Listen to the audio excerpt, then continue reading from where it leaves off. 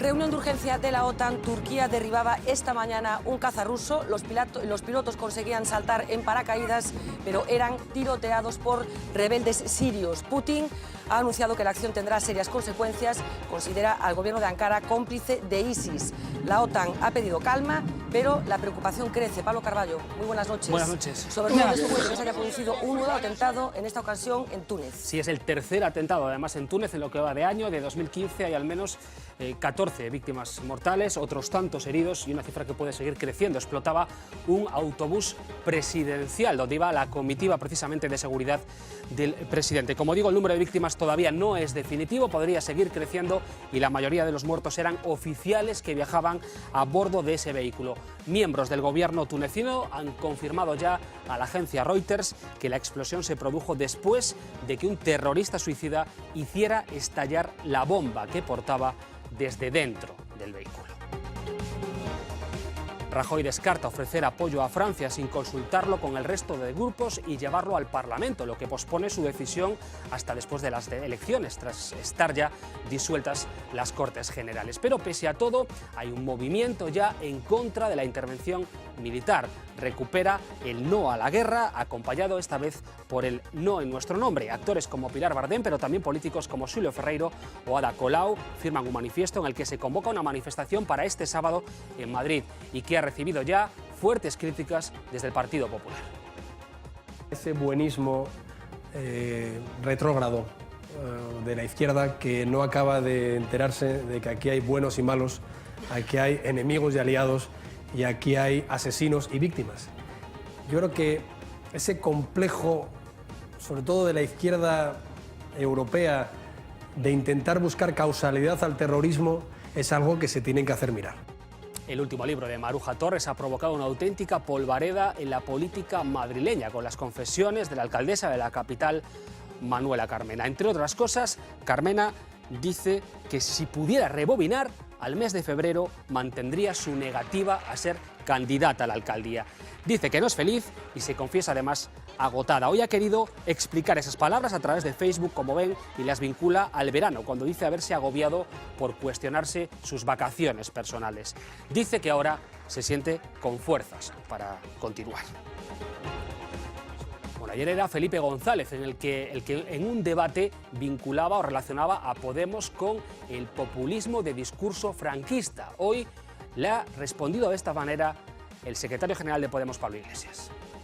Creo que Felipe González debería ser más respetuoso consigo mismo, debería ser más respetuoso con lo que representa él como figura histórica. Creo que la decrepitud no es algo físico, creo que la decrepitud es algo moral. Premio Nacional de Arquitectura, Medalla Castelao. Enseguida saludamos al arquitecto Manuel Gallego Jorreto, que presenta una retrospectiva de su obra en la ciudad de A Coruña, vista además con sus propios ojos. Y hablando de ojos, con otra mirada, nos acercaremos también a Auschwitz.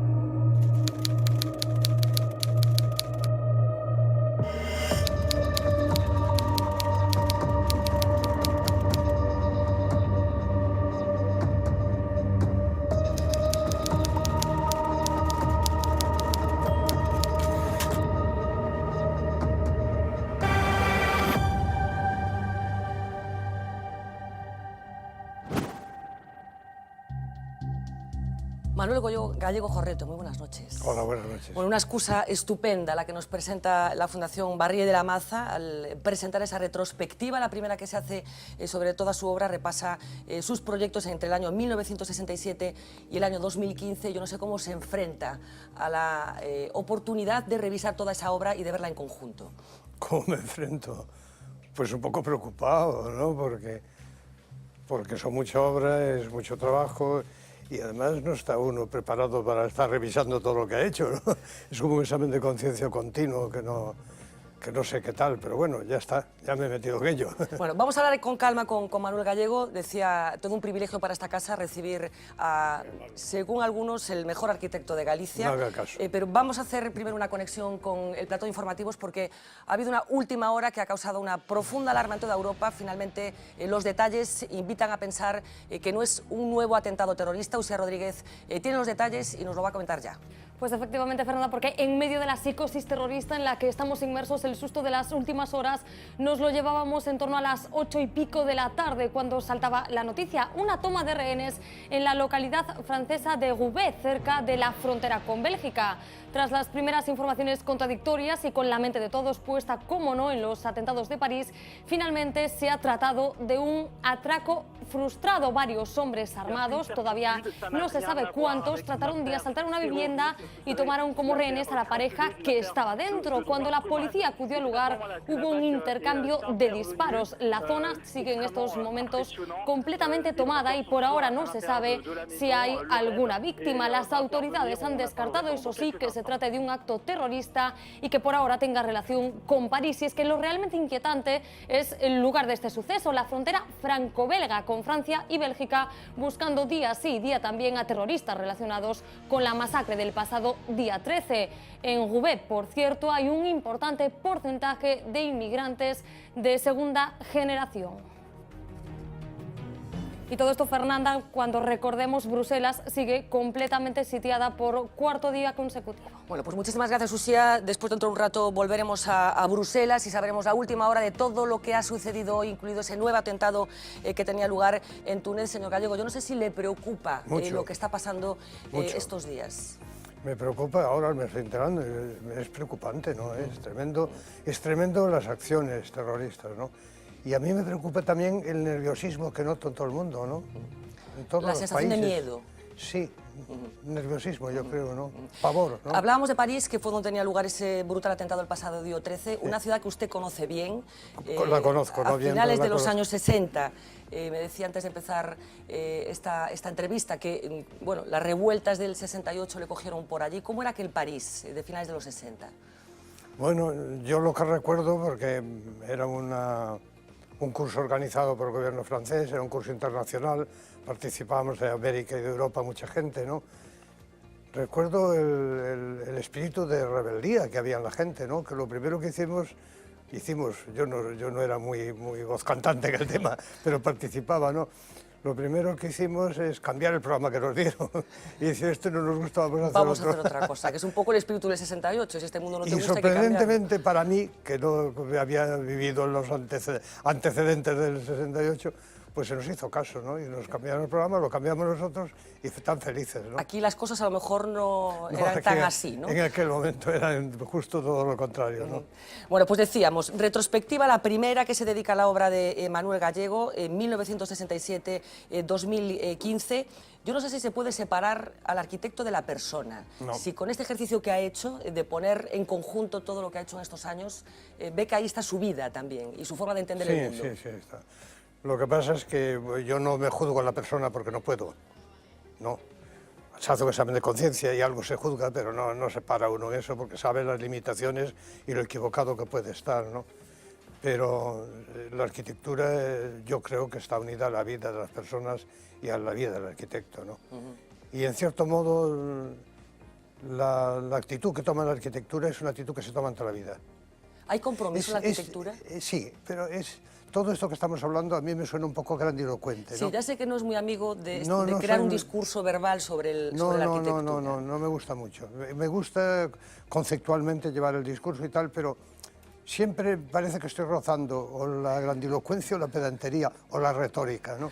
Que seguro que las tres cosas las toco, pero bueno, no es mi intención y me excuso antes de empezar, ¿no? Ya le digo que no va a ser así. Hoy hemos visitado la exposición que está en la Fundación Barrié, como decíamos, una sede que ha acogido otras grandes retrospectivas de otros grandes arquitectos, una fundación que tiene mucho que ver con la arquitectura, con la Escuela de Arquitectura de la ciudad de A Coruña. Nuestro compañero Saúco Fernández ha estado hoy visitándola. Toda una invitación para que vayan todos ustedes. De las formas, los vacíos y las líneas rectas que dibuja Manuel Gallego surgen espacios pensados para que la vida pase. En el lenguaje de este carballinés, no existen las palabras. En su mundo de perspectivas la distancia es, en ocasiones, solo un ángulo. Un punto desde donde se contemplan los lugares en los que lo cotidiano simplemente sucede. Como por ejemplo en esta vivienda unifamiliar construida en la Illa de Arousa en 1979, en la que no es difícil imaginar una siesta de domingo los días de primavera, o en esta otra edificada en Oleiros en 1977, en la que la luz de otoño incita a la lectura. Y es que en el lenguaje de este arquitecto, nacido el año en que empezó la Guerra Civil, la emoción puede ser en ocasiones luz. A veces alegre e intensa, como en este comedor de Corrubedo, y otras tenue y relajada, como en esta planta diáfana de este grupo de viviendas en Vite, Compostela. En este viaje retrospectivo por la obra de Manuel Gallego Jorreto se recorre sus principales obras, pero sobre todo el autor hace una reinterpretación de su propia historia, de su forma de concebir la arquitectura, y en ella pasa del contexto al proyecto. Todo proyecto es una apuesta para reactivar el espacio. Mediante él recuperamos la vida del edificio o del espacio y lo transformamos en un lugar de uso, de acontecimientos. El proyecto como acto creativo posibilita el cambio. Él representa el cambio, la capacidad de modificación necesaria para continuar la vida. La geografía gallega está salpicada de muestras que refrendan esta firme creencia de Manuel Gallego. Ganador de premios como el Nacional de Arquitectura, respetado entre sus colegas y maestro para muchos. Se muestra crítico con la arquitectura espectáculo y quizá su obra sea su mejor argumento. Manuel Gallego entiende la arquitectura como un elemento para generar espacios donde la vida sucede, y sucede en todas sus dimensiones, tanto en la privada como en la pública, como es en este caso, en este edificio concebido para Campo Longo, en Pontevedra.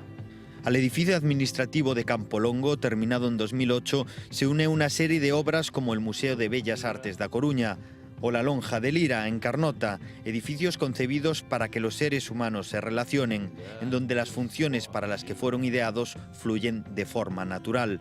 Es la idea también con la que se ideó el complejo presidencial de Galicia, construido en Monte Pío entre 1999 y 2002. Un edificio llamado a convertirse en un icono de la arquitectura gallega. ¿Por qué solo en Galicia, Manuel Gallego? ¿Por qué solo ha construido en Galicia? Bueno, pues al final yo me lo he preguntado algunas veces, ¿no? En principio es porque estaba más cómodo aquí, tenía trabajo. Y mientras tengo un trabajo, pues me encierro en mi trabajo y me olvido del mundo, ¿no? Tampoco tenía mucho interés en salir, porque si podía trabajar aquí, ¿qué más me daba a mí? Pero tuvo ocasión de trabajar fuera. Tuve alguna ocasión, sí. Alguna ocasión y algunas la rechacé y otras se olvidó ella de mí. ¿Un arquitecto es más por lo que rechaza que por lo que acepta? No, al final un arquitecto es por lo que hace, ni por lo que acepta, por lo que puede aceptar y salirle mal, ¿no? Pero ha rechazado muchas cosas, Manuel Gallego. He rechazado, hombre, no me recuerde eso ahora, ¿no? Me da ganas de pedirlo otra vez, que me den una segunda oportunidad. Están las cosas muy achuchas en estos momentos. Sí, no, he rechazado generalmente solamente aquello que no podía cumplir el plazo que me pedía.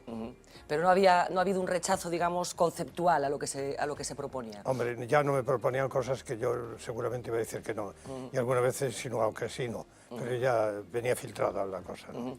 Bueno, hay elecciones el 20 de diciembre, no lo voy a preguntar en concreto por eso, pero yo no sé si se puede hacer ideología o traducir ideología a través de la obra de un arquitecto, o de la forma de concebir el urbanismo, o de la forma de ¿Ideología en qué paisaje. sentido? Ideología en el sentido de la forma que uno tiene de entender Las ideas el que uno mundo. tiene, sí, no, porque podía entenderse ideología como directriz de partido. No, me refiero ideología en el sentido más profundo de la palabra. En el sentido más profundo siempre se trasluce y debe traslucirse, porque en cierto modo la arquitectura expresa el fondo del pensamiento de uno y es un esfuerzo continuo y muy fuerte, del cual no se habla y se disimula, pero es un esfuerzo muy fuerte hacer arquitectura. ¿Qué no haría nunca, Manuel Gallego? Hombre, nunca se sabe, ¿no? Pero en principio aquello que fuera contra mis principios. ¿Y por ejemplo? Pues fundamentalmente principios éticos y principios de hacer una arquitectura que va contra de lo que yo he mantenido siempre que debe ser la arquitectura.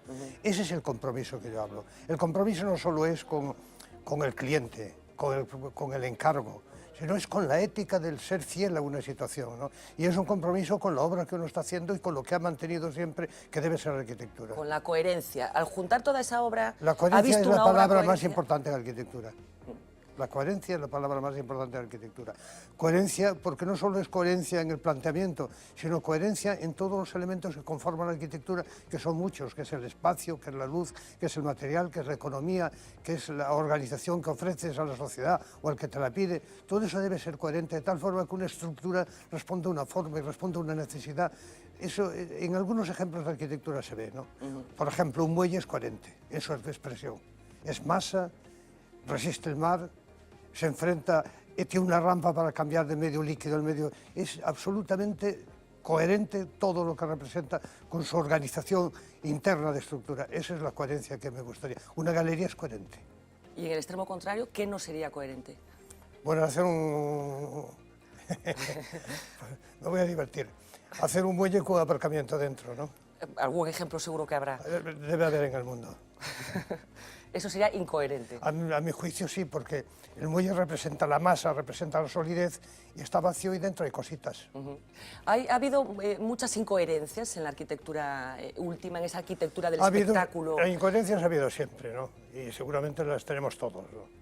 Incoherencias va unido a la manifestación humana y a la actividad y a la actitud frente a la vida de los hombres, ¿no? Sí, pero nos hemos pasado de incoherencia en una época determinada. No, lo que nos hemos pasado es de incoherencia, podría ser incoherencia y muchas veces estupidez, así de claro, ¿no? En mucha arquitectura que sobrepasaba, en lugar de resolver una necesidad, la creaba. En lugar de resolver con los medios más lógicos, económicos y de sentido común, pues era un exceso de costo, un exceso de gasto, un exceso de forma. Se transformaba en un espectáculo vacío, que no resolvía nada y que creaba problemas. Esto no ha sido continuo, pero ha existido. Ha existido cuando las vacas son gordas, no cuando las vacas son flacas. Entonces ahora parece que esto es una llamada de atención y decir, bueno, se acabó del despilfarro y vamos a ser más racionales, ¿no?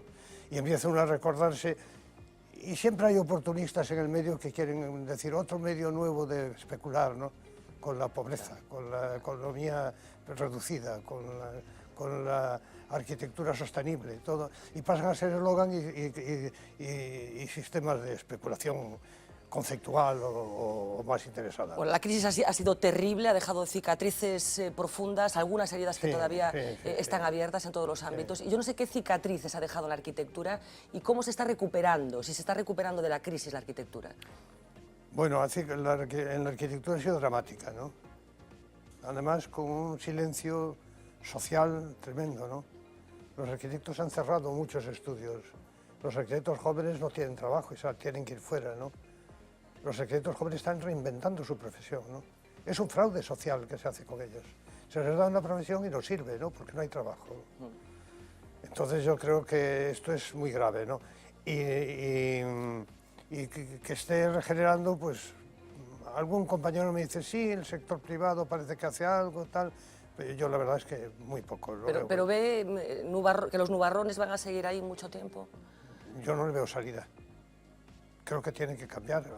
Pero no quiere decir que crea que no se va a salir de esta, que soy optimista, ¿no? Y de todo se sale, porque todo cambia y todo evoluciona. Pero no le veo que esté en camino a la salida, que sea próxima, no lo veo. Ojalá sea así, no lo vea, ¿no? Y me sorprenda un día con que ya está aquí, ¿no? Pero no lo veo. No. Hablaba un poco de las consecuencias que ha tenido para sus colegas toda esta crisis económica, pero el discurso, ¿cómo ha cambiado el discurso? La burbuja inmobiliaria estalló, la especulación constructiva estalló. Se llevó muchas cosas malísimas y se llevó muchas desgracias, que han quedado muy mal. Pero con esa burbuja inmobiliaria que explotó, se fue la arquitectura también, que no es la construcción exactamente. Es una construcción ya era difícil entonces, porque cuando era fácil construir, se construía y no se pensaba en arquitectura, ¿no? Bueno, pues alguno habrá que se dedique a eso y se apartaba, y eran siempre gente, bueno, privilegiados, me encuentro entre ellos, ¿no? Porque podíamos vivir y podíamos al mismo tiempo especular en un tema que la sociedad no nos apetecía, ¿no? O que no era extremadamente apetecible, nos dejaban hacer. Pero ahora resulta que aquella dificultad se acentuó y con la especulación se fue también a la arquitectura, ¿no? ¿Fueron cómplices los arquitectos de Todos la burbuja los que participamos inmobiliaria? en el tema fuimos cómplices. ¿Y estaban siendo conscientes de que aquello no tenía ningún sentido? Cuando yo sabía que, y muchos lo comentábamos, que aquello no tenía mucho sentido, ¿no? No podía ser, no podía ser. No era lógico que se construya más en España que en 2 o 3 países limítrofes juntos, todos. Es una cosa de locos, ¿no? No es una cosa. No es normal que se construyan tantas viviendas y sigue existiendo el problema de la vivienda. No es normal que se hagan equipamientos que no funcionan porque no se utilizan. No es normal todas estas cosas, ¿no? Y la gente miraba para otro lado. Bueno, pues eso es tremendo, ¿no? La luz. ¿Qué es para Manuel Gallego la luz? La luz es una necesidad vital y al mismo tiempo el arquitecto la aprovecha para construir el espacio, ¿no? La luz dimensiona el espacio. Es como el sonido. Una gaviota en el campo abierto nos da dimensión del espacio. Yo recuerdo de niño oír el tren lejano y me daba la dimensión del espacio todo, ¿no? La luz da la dimensión del espacio y lo define, y lo ilumina, lo cambia. Se puede alterar el ambiente, se puede alterar hasta el tiempo que uno vive. Las emociones, incluso. Bueno, es siempre emotivo, ¿no? Es siempre emoción. ¿Y qué luz tiene Galicia? ¿Hay una arquitectura diferente en función de la luz? La Coruña es hermosísima. Cada país tiene su luz.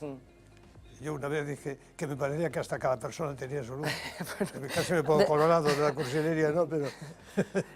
Pero bueno, la luz es el elemento dominante para la percepción, para el que está acostumbrado a preocuparse y a pararse a percibir el espacio, es extraordinaria. La luz de la Coruña es preciosa, ¿no?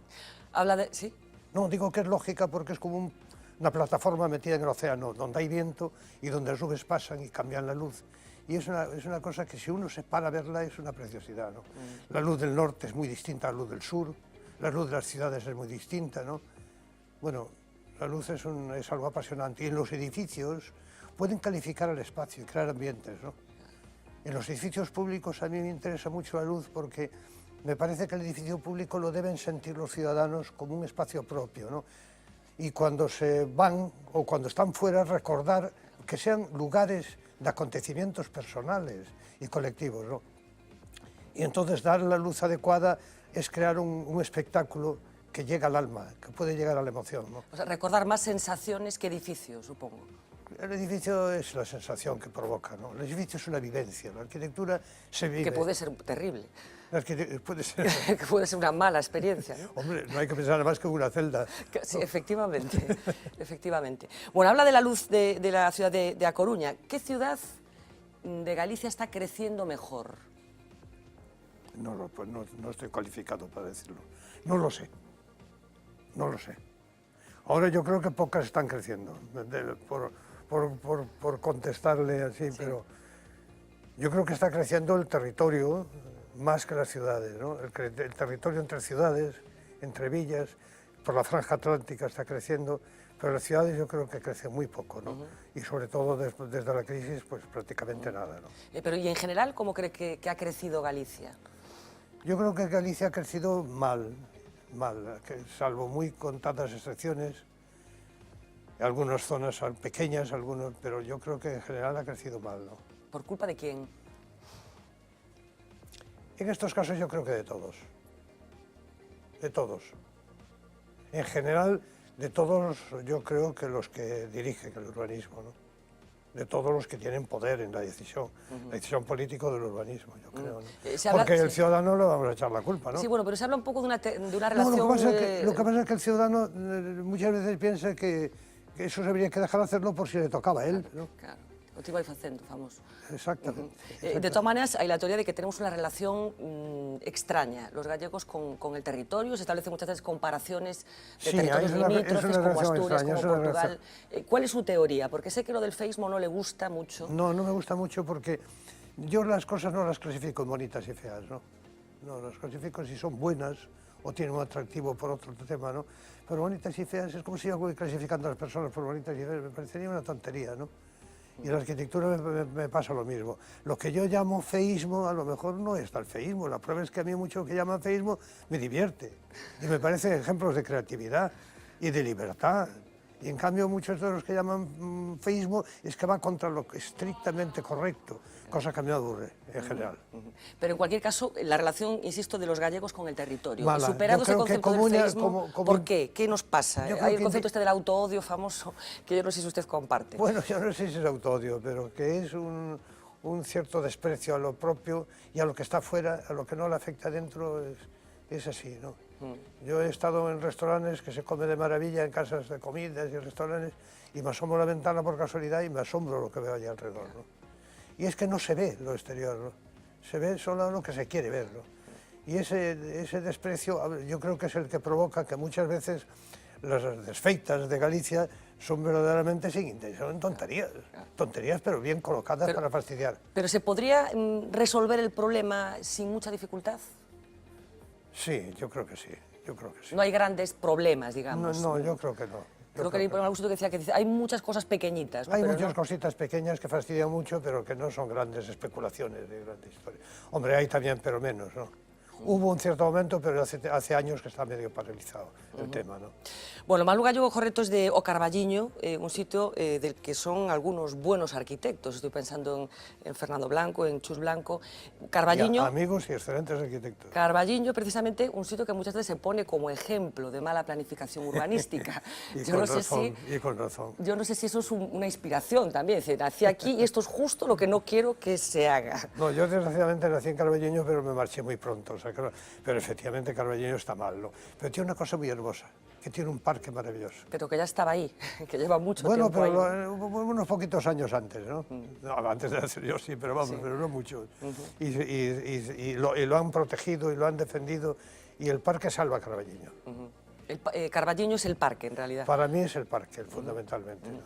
Bueno, en este repaso que ha tenido que hacer para comisariar la exposición sobre esta retrospectiva, yo no sé si ha querido o ha podido, o me va a decir, elegir algunas obras. ¿De qué obra está más orgulloso Manuel Gallego? No estoy muy orgulloso de ninguna y no estoy descontento de todas. O sea, me parece que en todas hay algo que está bien, en todas he trabajado, veo el esfuerzo que hice y bueno, pues me apruebo, pero tampoco estoy tan orgulloso porque creo que hay una diferencia, como decía aquel poeta, ¿no? Entre lo que se quiso hacer y lo que se hizo, ¿no? Sí. Cuando se ven las cosas se da uno cuenta de la diferencia que hay entre lo que pudo ser, ¿no?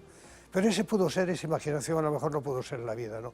Pero siempre queda la esperanza de que algún día podrá ser, ¿no? Todas las obras les falta algo, pueden ser mejor. Todas las obras han hecho un esfuerzo enorme para ser lo que son, ¿no?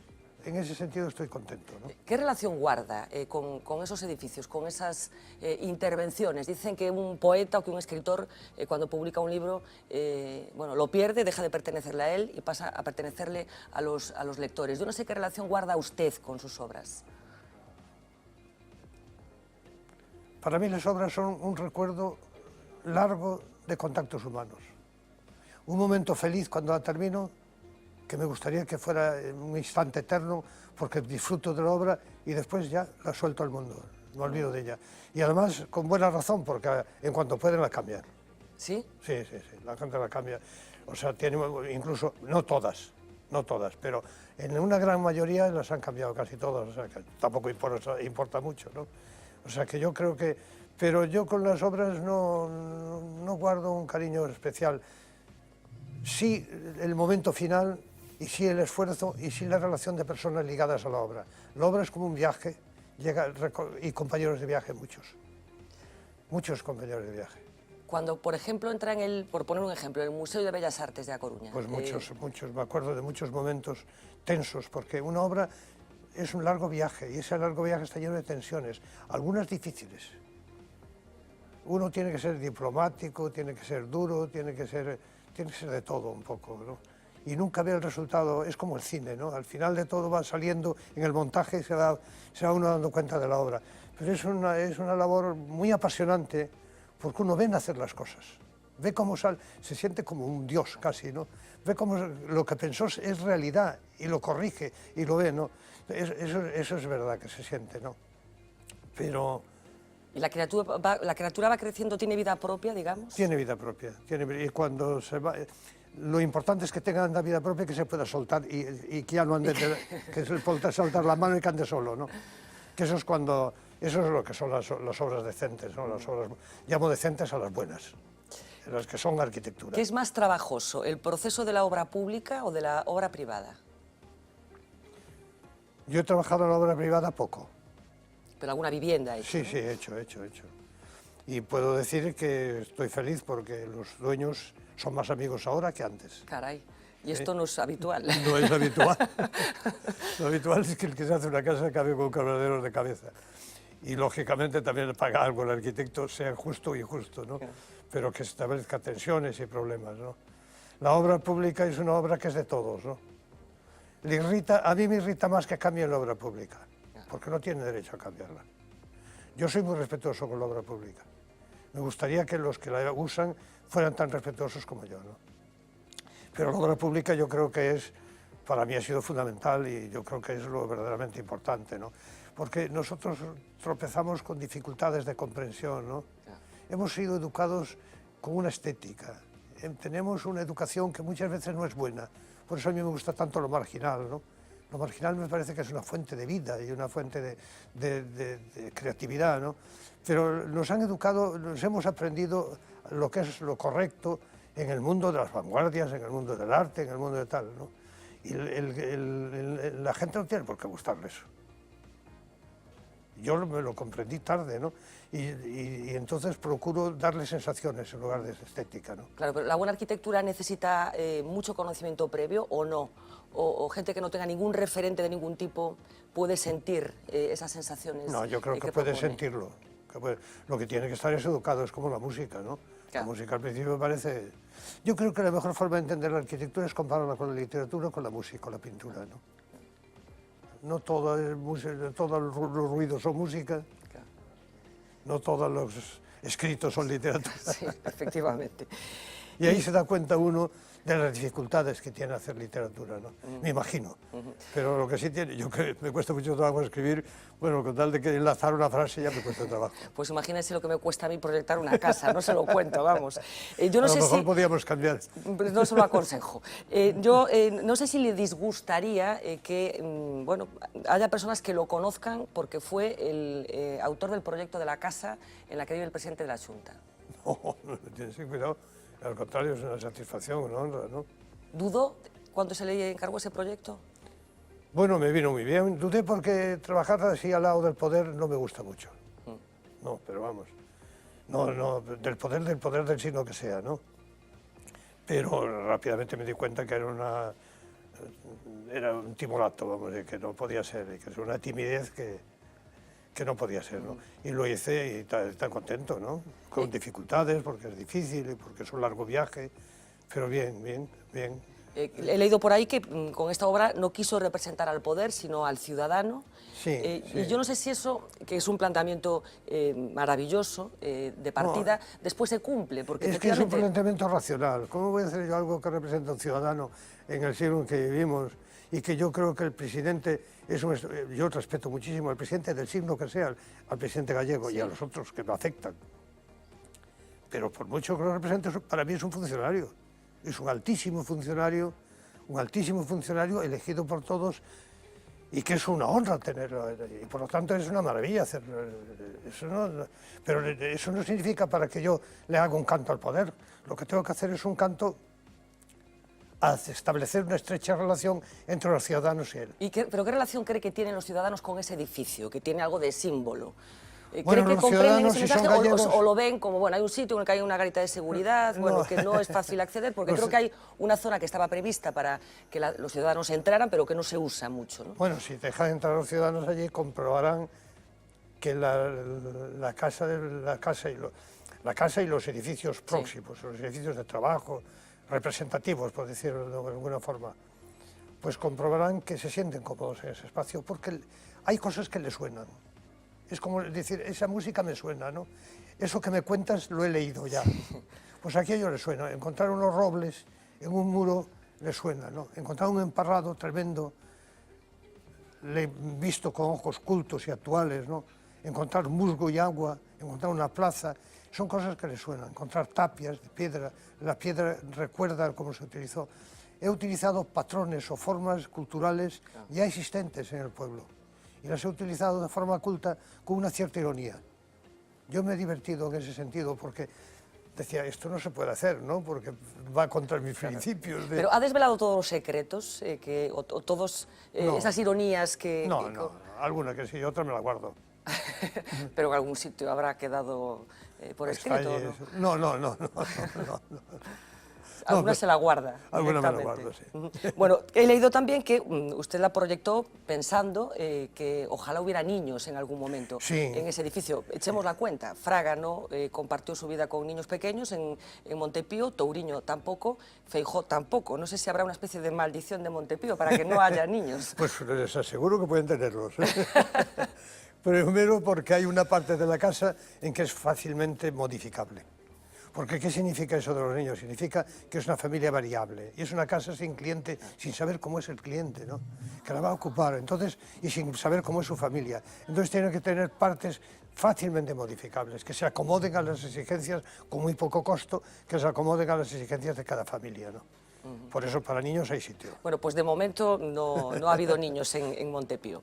Bueno, Manuel Gallego Jorreto estudió arquitectura en Madrid, en aquellos años no había escuela en Galicia, se abrió en los 80, creo recordar, principios de los 80, la escuela de la ciudad de A Coruña. Yo creo que un poquito antes. Un poquito antes. Sí. Bueno, yo no sé qué ha aportado la Escuela de Arquitectura a Galicia, si ha contribuido a crear un debate sobre el urbanismo que queremos, la arquitectura que necesitamos o no. Ha traído información. De una forma decisiva, ¿no? De repente los arquitectos gallegos y los que han estudiado se han encontrado con información conectados al mundo. Cambió radicalmente. Eso es importante, ¿no? Yo creo que la escuela ha significado de repente una apertura extraordinaria y la gente, los colegas y yo creo que la ciudad, porque todo esto va dejando su pozo en opiniones, en exposiciones, en actos, en comentarios, va dejando un pozo que se trasluce a la sociedad, ¿no? Quizá pudo ser más efectivo la reivindicación social de la universidad, como toda universidad, que en la universidad debían plantearse los problemas de la vida, seguramente, y se está a tiempo, pero de todas formas se han planteado bastantes, y ha significado mucho la escuela. Pero en cualquier caso, ¿dialoga bien la escuela con la administración que finalmente Bueno, es la encargada hubo de...? momentos difíciles, pero siempre ha dialogado con sectores de la administración bien. Bueno, vivimos en sociedades cada Y vez... puede hacerlo mejor, Bueno, siempre se puede hacer mejor. puede supongo. hacerlo mejor. Decía que vivimos en sociedades cada vez más multiculturales, con personas con referentes muy diferentes, y yo no sé cómo se compagina eso, cómo se puede ofrecer una ciudad que responda a las expectativas y a las necesidades y a las emociones de gente tan diferente, con procedencias tan distintas, con costumbres tan variopintas.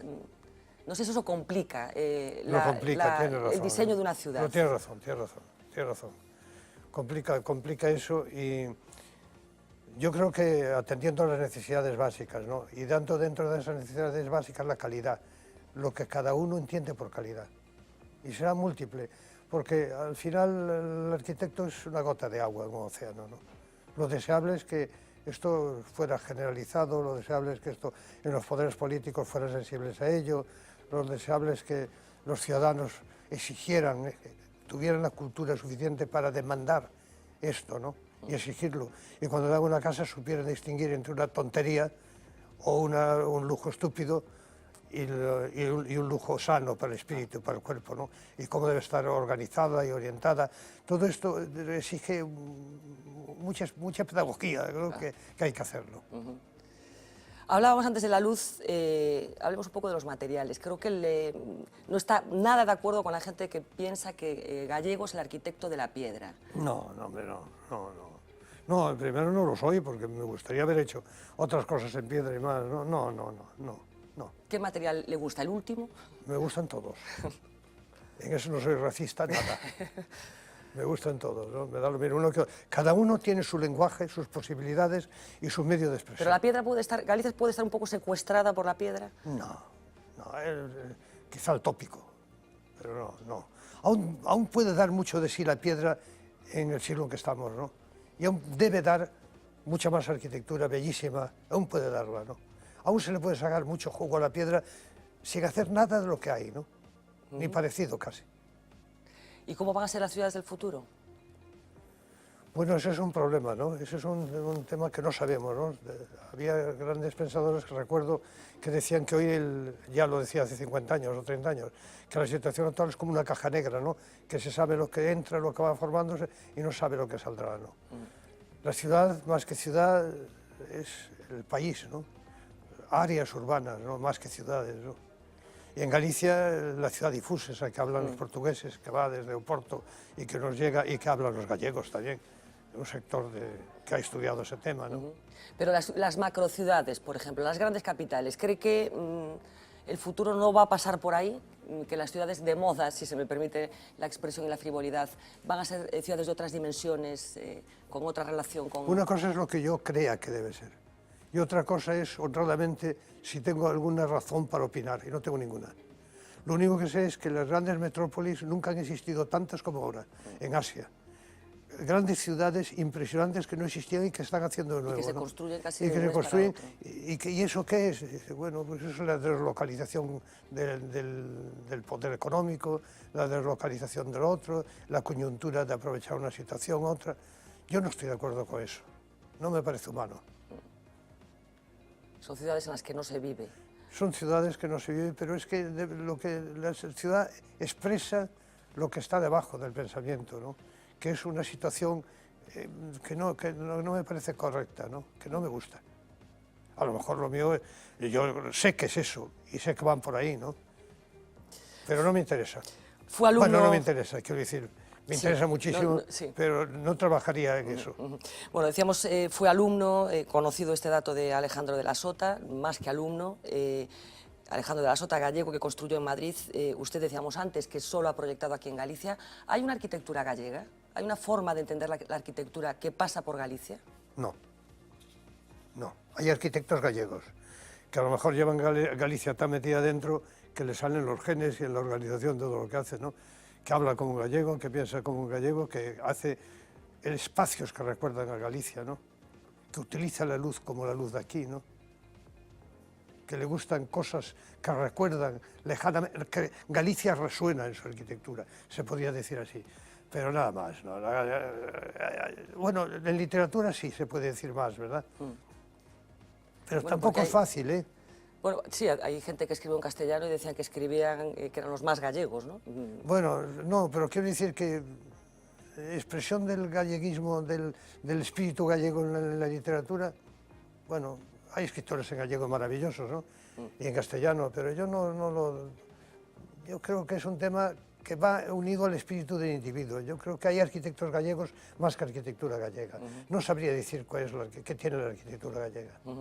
Sí sabría decir algunos aspectos que cuidan a los arquitectos gallegos y casi ya dudo al decirlo, ¿eh? En cuanto lo está verbalizando, ¿no? Sí, cuando voy hablando. ¿Qué relación tiene con los arquitectos jóvenes?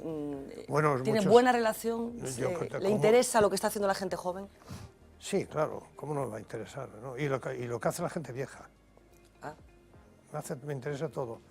Porque el viejo, hay muchos jóvenes que son viejecitos y hay muchos viejos que son jóvenes y que se morirán jóvenes. Dios lo quiera. No que se mueran, pero que sigan jóvenes hasta el final, ¿no? Yo creo que, hombre, la vejez es una desgracia, ¿no? Es irremediable, pero una desgracia. La alternativa es peor, ¿eh? La no vejez es peor. Ante No la llegar a duda viejos es mejor peor. ser viejo. No, pero dentro de la vejez hay actitudes de espíritu, ¿no? Reivindicativas, con uno mismo, ¿no? De compromiso, pero hay algún arquitecto entusiasmo. joven que diga, lo tengo fichado, lo sigo de cerca. Bueno, ¿o no? no, arquitectos... A mí me enseñaron que los arquitectos maduran lentamente, ¿no? Y me decían, no sé si sería en aquella época que tú eres muy joven y tú eres ya muy viejo, ¿no? Que se pasaba uno el tiempo sin saber si era joven o cuando llegaba el momento, ¿no? Pero la realidad es que la madurez de la arquitectura es una madurez después de los 40 años, 50 años. Eso son... Después de haber vivido determinadas cosas, supongo. Después de haber experimentado, después de haber comprobado lo que significa dibujar y verlo hecho, después de aprender el vocabulario que hay entre su pensamiento y sus ideas y la realidad que consigue, y de corregir sus errores, ¿no? Dice, yo creí que iba a ser esto y me sale esa corrección con tan poco tiempo de ensayo y con elementos tan difíciles y responsabilidades tan grandes, porque hay una responsabilidad seria, económica, pues es muy lento y requiere un esfuerzo muy grande. Hay muchos arquitectos en la historia de la arquitectura que reconocen que se han acabado absolutamente agotados. Pero y hay mucha frustración también, muchas cosas que Manuel Gallego no ha conseguido resolver. Sí, pero como tengo un sentido práctico no me frustro. Eso está muy... Inteligencia. No, digo, bueno, pues sigo otra vez, intentaré coger otro camino si me dan la oportunidad, ¿no? Pero la técnica ha resuelto cosas, la tecnología ha ayudado a resolver muchas cosas o no, o bueno... La tecnología resuelve cosas, sobre todo ayuda a que las cosas sean más fáciles de resolver para todos. La tecnología sana a muchos, ¿no? Permite eso, ¿no? La tecnología es necesaria, ¿no? No podemos renunciar a la tecnología. La tecnología es un avance de la sociedad, ¿no? Hace que vivamos mejor y seamos mejores, ¿no? Si está bien utilizada. Si se cree que es lo que soluciona todo, pues es una tontería, ¿no? Estamos acabando ya, pero todavía tengo un par de preguntas para compartir con usted. Dígame un edificio, no tiene por qué ser de un arquitecto concreto, ni siquiera tiene por qué ser suyo, en el que se emociona especialmente, que le produce una emoción especial. Hace 3 meses estuve en uno, Santa María del Naranco. Santa María del Naranco. ¿Qué tiene ese edificio? Una proporción bellísima, un emplazamiento extraordinario, una magia increíble, ¿no? Increíble, para mí, ¿eh? ¿Y una ciudad? Cualquier ciudad. A mí no me gustan todas las ciudades. Siempre, en las ciudades siempre hay rincones que son el cuarto estar de uno, ¿no? Las ciudades, cuanto más se visitan, más recuerdos. Y así como las obras están llenas de personas, las ciudades están llenas de recuerdos. La ciudad que tenga más recuerdos y más emociones condensadas es la que más me gusta, ¿no? ¿Y cuál es? Pues París, por ejemplo, una de ellas. París. La ciudad de La Coruña, yo he vivido en Vigo, he vivido en Orense. Épocas de mi vida están relacionadas directamente, no sé pensar en ellas, sino es pensar en la ciudad, en el clima, en la luz, otra vez. La luz. La ciudad de la luz, dicen que es París, ¿no? Bueno, sí, de eso dicen. ¿Cómo es la casa de un arquitecto como Manuel Gallego? ¿Qué le pide a su casa? Cuando hice mi casa pasé un apuro, ¿no? Porque dije, ¿cómo hago yo una casa para mí mismo, ¿no? Y lo resolví con ese sentido práctico que tengo, diciendo, tengo que hacer una casa para mí que pueda servir para otro con pequeños cambios. Y para otro quiere decir para otro, para otro, para otro. En realidad construí como un pentagrama que me llevó mucho tiempo y sobre ese pentagrama se colocan las habitaciones. Y cada uno las puede colocar con mucha libertad.